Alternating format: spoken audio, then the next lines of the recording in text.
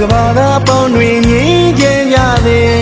မြန်မာနိုင်ငံသူနိုင်ငံသားတွေချမ်းမြေ့ကြပါစေတောင်းတကြောင်းကြရင်းတွေလူကင်းကြပါစေစိတ်ဆင်းရဲခြင်းကင်းကြပါစေလေ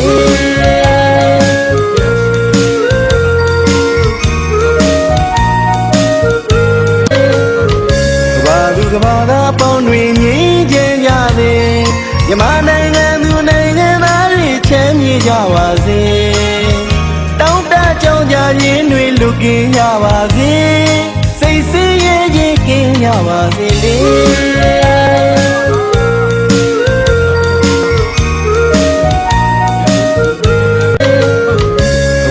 ကဘာသာပေါင်းတွင်ငြိမ်းချမ်းကြစေ